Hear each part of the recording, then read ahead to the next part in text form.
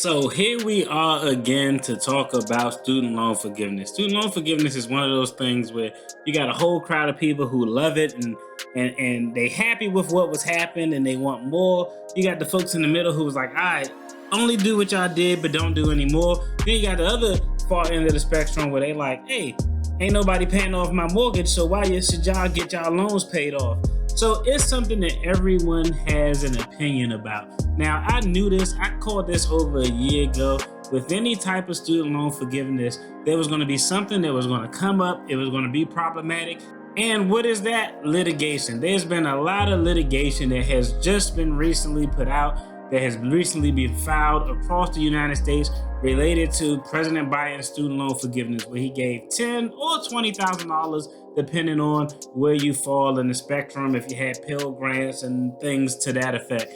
Now, we're going to talk a little bit about it. It's funny because 60% of Americans, the vast majority, not vast majority, but when you consider how the demographics politically of the United States is broken down, 60% of Americans just across the board, not counting party lines, actually believe that student loan forgiveness is something that should occur, and a smaller percentage actually want it to be expanded. When you're looking at party lines, it's like 80-something% of Democrats, almost 50%. It's like 44% of Republicans want some form of student loan forgiveness. So let's dive in. Let's talk about the litigation, and let's talk about, hey, even though President Biden said y'all gonna get y'all student loan forgiven, is it a possibility that it may not happen for you? We're gonna dive in. Let's talk about it. Let's get it.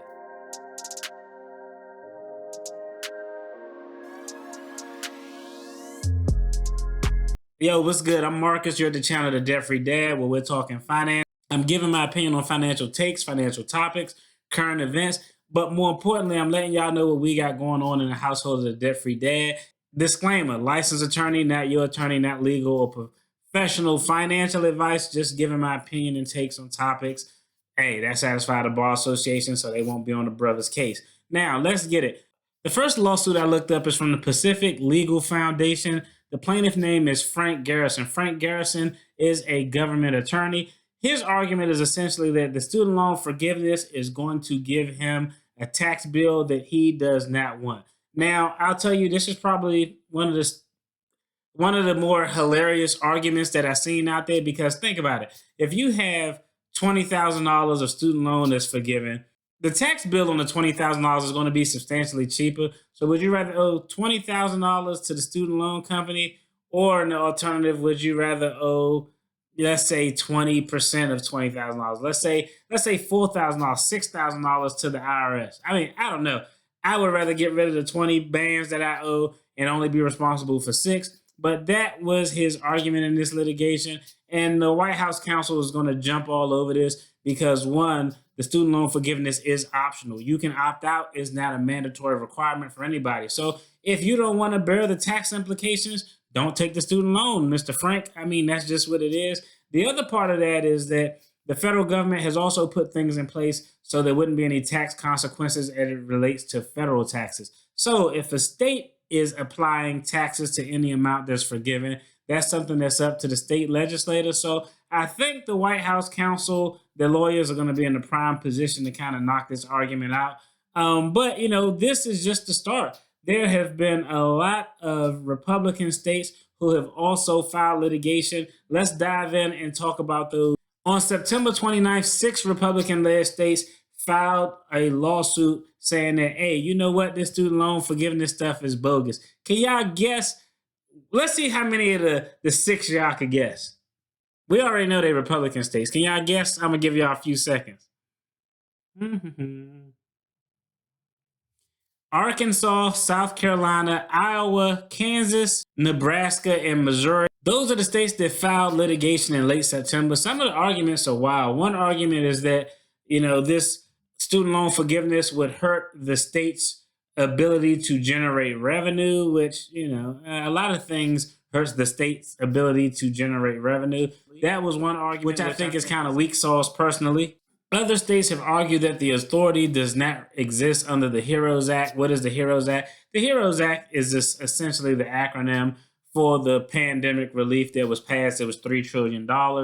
And I personally don't think that that's a valid argument as well, because the president got his authority to forgive student loan not from the HEROES Act, but from the Federal Higher Education Act. So, that's another argument that, I kind of think is weak sauce.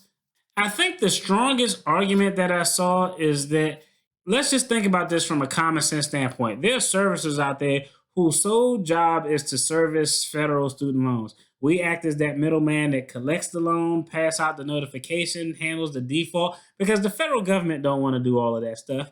So these servicers, how do they make their money? From the interest that's paid as people are making their payments on their federal student loans. So some states have posed the arguments that, hey, we are already going through financial hardships because of the pandemic, because of a reduction in workforce, because of the student loan forbearance. People haven't been making payments. We are financially strapped. So to forgive student loan is going to hurt our company exponentially.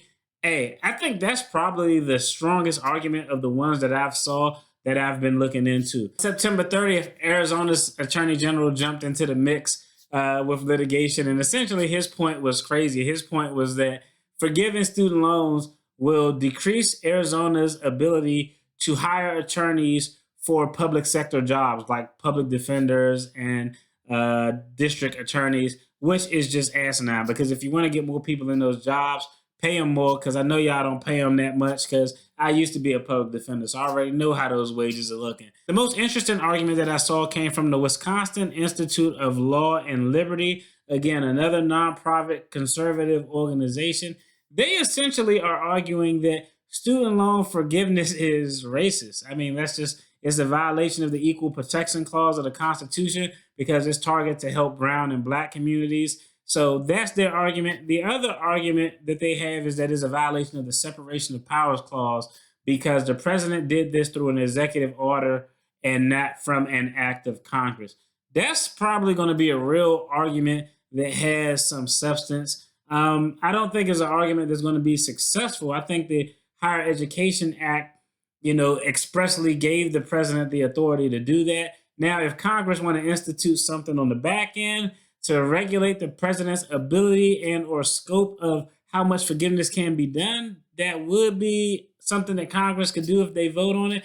But those are kind of the arguments out there. Let's just think about it. If you live in a blue state, it's a possibility that your student loan forgiveness could go through. But if you live in a red state, it's a possibility that, hey, your legislators and organizations within those states are fighting hard as hell against you getting your student loan forgiveness. And that'd be crazy, because I would be pissed if I only had like $10,000 to go because I've been working hard. So, I mean, for me, if you are in a red state, you qualify for student loan forgiveness and you wanted to take advantage, probably the best thing that you can do is make sure you fill out all the requisite paperwork so you can, A, get your name on the list to apply and qualify for it, but 2, contact your legislator. But, it's going to be interesting because, when something gets done, we never think of the consequences and the ramifications of it. It's like the butterfly effect. So y'all let me know in the comments, what do y'all think are going to happen? Y'all think, hey, eventually everybody who qualifies for forgiveness is going to get it? You think that